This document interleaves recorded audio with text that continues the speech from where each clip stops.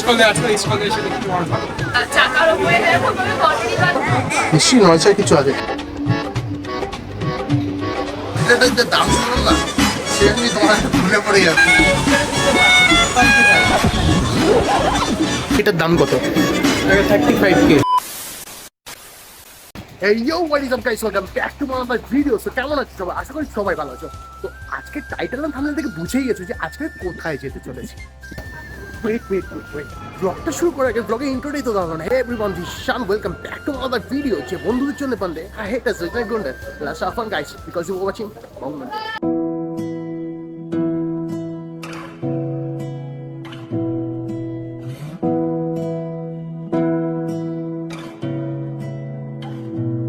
তোমাকে না লেখা চিঠিটা ডাক বাক্সের এক কোণে, সাদা খামের না লেখা নাম এঁকেছে তার গানে। তোমাকে না লেখা চিঠিটা ডাক বাক্সের এক কোণে, সাদা খামের না লেখা নাম এঁকেছে তার গানে। সেই চিঠি যত লেখা থাকে একা একা, সেই গানের না শোনা সুর আঁকা একা একা, ছুঁয়ে যায় তবু কখন এসে। সো গাইস ফাইনালি কিন্তু চলে এসেছে এখন মেলার সামনে এন্ট্রো গেটে। আর এন্ট্রো থেকে পুরোপুরি ঢুকবো আমরা মেলার ভেতরে। আর সেখানে দিয়ে দেবো কী কী ধরনের আর্ট এখানে বিক্রি হচ্ছে বা কী কী ধরনের আর্টের প্রেজেন্টেশন হচ্ছে। তো আর্ট সম্বন্ধে আমার কোনো ধারণা নেই, তো আমি বলবো না যে আমি অনেক কিছু জানি।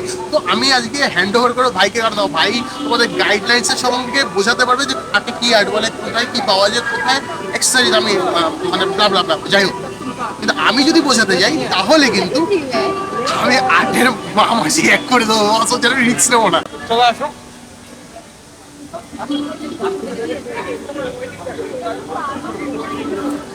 এই মেলাটা কবে থেকে শুরু হয়েছে সেটা বল। এই মেলা অনেক বছর, 10-15 বছর হয়ে গেছে। অনেক 2012 থেকে শুরু। আচ্ছা অনেক চল ফার্স্ট থেকে শুরু কর। কোথায় কি ধরনের আর্ট রয়েছে? এখানে ক্যারিকেচার হচ্ছে। ক্যারিকেচার? এই যে ক্যারিকেচার বুথ, এখানে কার্টুন স্টাইলে হবে, তো কার্টুন স্টাইলে হবে। মানে কার্টুনিস্ট আর্ট যেটাকে বলে, তাই তো? এটাই বলে তো? হ্যাঁ। দেখ, আমি তো সেই বিষয়টা জানি না। এই যে আর্টগুলো রয়েছে অ্যাপ্রক্সিমেটলি মানে কতদিন লাগে তাও করতে? অনেক আর্ট একদিনও করা যায়, 1 বছর লাগে। লাইফও চলে গেলে আর্ট শেষ হবে না, এমন হতে পারে। আচ্ছা আচ্ছা, এরকমই হয়। বলছি ওইগুলি কি অয়েল পেন্টিংয়ের উপরে করা রয়েছে কি? না, ওয়াটার কালার আছে। আচ্ছা, অয়েল পেস্টেল আছে। যখন আমি পোর্ট্রেটগুলো দেখছি না বস, এগুলো কে বলবে এগুলো হাতে করা বস, নিখুঁত। আর এই দেখো বাংলার সেরা একজন মানুষ, এগুলো নিখুঁত কাজ। কে বলবে এগুলো নাকি হাতে করা? সো গাইস, তুমি আগে ছবি আঁকা দেখেছো হয়তো, আর দেখোনি এখনকার জেনারেশন হয়তো দেখেনি। তুমি এখন এই স্কুলে আসো, এই স্কুলে এসে দেখতে পারবা। এই স্কুলে আরও বা আকবর তোমার আঁকা দেখেছো, মিনিয়েচার ড্রয়িং, আরও অনেক ধরনের ড্রয়িং দেখতে পারো। আচ্ছা, মেইনলি তো বলা হয় ইন্ডিয়ান স্টাইল পেইন্টিং বা ওরিয়েন্টাল আর্ট। ওরিয়েন্টাল আর্টটা হচ্ছে আপনার মতো পুরো ওরিয়েন্ট বা প্রাচ্য শিল্পকলার একটা অফিসিয়াল টার্ম বলতে পারি। আচ্ছা। যেহেতু এটা ইন্ডিয়াতে, সেই জন্য এটাকে আমরা ইন্ডিয়ান স্টাইল পেইন্টিং করে থাকি। ওকে। আর যেটা আমি এখানে করেছি, এইটা হচ্ছে আপনার নর্মাল ব্রাশ লাইন ওয়াটার কালারের। ওকে। এইটাও আপনার মিক্স আছে আর কি। এটা আপনার একটু ওই হালকা করে ওয়াটার কালার আমি ওয়াশে করেছি, মানে পুরোপুরি ঠিক বলা যায় না। আর খানিকটা আপনার এখানে ব্রাশ লাইন দিয়ে করেছি। এটা আপনার মানে ওয়াশের মতো, ওয়াশই বলা যায় না, পুরো সম্পূর্ণ মানে ইনোভেটিভ আমি করে দেখেছি। এটা আপনার ওয়াশ করতে পারি। ব্যাপারটা হচ্ছে আমরা যে ডিপার্টমেন্টের জন্য আমি কাজ করি, সেই প্রিমিটিভ বা পেন্সিল যখন আবিষ্কার হয়নি, তার আগের থেকে যে উপকরণগুলো ব্যবহার করা হয়েছে বলতে গেলে, সেগুলি আমরা ব্যবহার করে থাকি। মেনলি যেটা করা হতো বলতে গেলে, এখন যেহেতু আপনার মানে মডার্ন টাইমের সঙ্গে সঙ্গে পেন্সিল, পেন, বিভিন্ন রকম উপকরণ আবিষ্কৃত হয়েছে বলতে গেলে বা এসছে বলতে গেলে আমাদের এখানে, ফলে আমরা এগুলো কোনো একটা পেন্টিং বলুন, কোনো একটা আর্ট ওয়ার্ক বলুন বানানোর সময় আমরা এগুলো একটা লেআউট বানাতে আমরা ইউজ করে থাকি। এবার যেটা আপনার সেকেন্ড প্রশ্ন বলতে গেলে আর কি, যে এর আগে কি করে হতো বলতে গেলে আমরা নর্মালি তো হতো বিভিন্ন রকম আর্থ কালার বা যেগুলো বিভিন্ন রকম ওই ন্যাচারাল পিগমেন্ট যেগুলো হয় পাথর খসে বলুন বা বিভিন্ন রকম পাতা খসে বলুন, মাইথোলজিক্যাল টাইমে। না মাত্রাটি বলা যায় না, মানে এটা বলতে পারেন মানে সম্পূর্ণ ক্লাসিক্যাল আর কি, ক্লাসিক্যাল সম্পূর্ণ সবাই নিয়ে বলতে গেলে সেক্ষেত্রে ব্যাপারটা সম্পূর্ণ ওয়াটার বেস বলতে গেলে সে আপনি লাইম বলুন, আপনি পুরো পিগমেন্ট ব্ল্যাক পিগমেন্ট বলুন, সব কিছু পুরো ওয়াটার কালার। এখন আমি যেখানে আছি সেই কাকুর স্টল নেই, বাট এখানে কাকু এক ধরনের আর্ট করে রেখেছে, এগুলো কাকুর হাতে আঁকা। আপনি এঁকেছেন কাকু? হ্যাঁ, সব আমার আঁকা। আচ্ছা আচ্ছা, বল এটাই কি বলে? অ্যাবস্ট্রাক্ট অনেক ধরনের নিজের কম্পোজিশনই তো কম্পোজিশনে কম্পোজ করে অ্যাবস্ট্রাক্ট ভাবে ভাবনা চিন্তা অনেক গল্প আছে, সব কটা একটা মানে আমি একটা মানে কম্পোজটা হ্যাঁ, একটা গল্প। মানে আমি ছোট করে যদি বলি সেটা হচ্ছে নিজের মনের ভাবটাকে একটা ভাবটাকে আমি art দাও। ভাবে, হ্যাঁ, যেরকম আমার মনে এসেছে সেটাকে আমি একটা নিজস্বভাবে প্রকাশ করি। প্রকাশ করেছেন।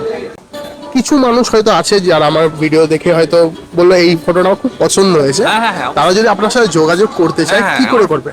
ফোন নম্বরটা নিয়ে নেবেন। আপনি নাম্বারটা বলে দিন না। 9874119422। আপনার নাম? প্রবীর কুমার দাস। সো দেখতেই পাচ্ছ কাকু আমাদের যেটা গাইড করলো, যে কাকুর মনে যেই ছবিগুলো আঁকা হয়ে এসছে কাকু কিন্তু সেগুলোকেই তুলে ধরেছে। তোমাদের একটুখানি কাছ থেকে দেখাই, যদি আশা করি তোমাদের ভালো লাগবে, আর যদি ভালো লাগে অবশ্যই কাকুর সাথে যোগাযোগ করে তোমরা এটা বাই করতেই পারো। এটা হচ্ছে ভাইদের কাউন্টার, এই যে তোমাদের প্রথমেই বললাম চিত্রপট আর্টিস্ট গ্রুপ। আর ভাই বলবে ভাই এটার দাম কত? 35K। হ্যাঁ, কি কি কি কি কি কি 35,000 আর এইটা হচ্ছে আমার একজন ভালোবাসার মানুষ, ক্যারি মিনাটি, যাকে আমরা অজয় নাগার নামে চিনি। অজয় নাগার ক্যারি মিনাটি আসল নাম জানতে সেটা? হ্যাঁ, ভুবন মাম। আসল নাম কি? শুনলাম ঠিক জানি না। আসল নাম ভুবন মাম। রিসেন্ট একটা ওয়েব সিরিজ হয়েছে ভুবন মামের, দেখেছিস তো? হ্যাঁ, দেখি। কি নাম ছিল? তাজা খাবার। এর নাম কি ছিল? এর নাম ছিল বলতাম না ঠিক। কি ফলো করি বসন্ত গাওড়ে। এই ছবিটা দেখতে পারবে, এটাকে চিনতে পারবে নাকি কেউ বলতে পারবো? যা দেখো আমি বলবো না, আমি 5 বলবো, তোমরা ভাবো এটা কে, আর আমাকে কমেন্টের নামটা বলো। এই মুভিতে এই ছেলেটার নামটা কি ছিল? সো গাইস, চারিদিকে কিন্তু এত ধরনের আর্ট, এত ধরনের আঁকা ঝোঁকা নিয়ে কিন্তু আমি কোনোদিন বসিনি, আর মন করতো না। তো ভাইয়ের মন করেছে তাই ও এই প্রফেশনটাকে চুজ করেছে, বাট আমার কোনোদিন মন করেনি। দেখো আমাকে যদি বলতো পাহাড় আঁকো, আমি দুটো দাগ এঁকে ছেড়ে দিতাম। এটা অনেকে তোমরাও করেছো। এখন তোমরা রাইট নাও আমাকে দেখছো, তোমরা লিটারালি হাসছো যে হ্যাঁ এরা আমাকে কেউ আঁকতে বললাম দুটো পাহাড় মাঝখান থেকে একটা সূর্য উঠছে, দ্যাটস ইট, আর কি যাবে, আমি আঁকা শিখে গেছি। কিন্তু সিরিয়াসলি আজকে এই জায়গাটা এসে না একটা জিনিস ফিল করছি যে অনেক কিছু শেখার জিনিস আছে, আমার শেখার কোনো শেষ নেই।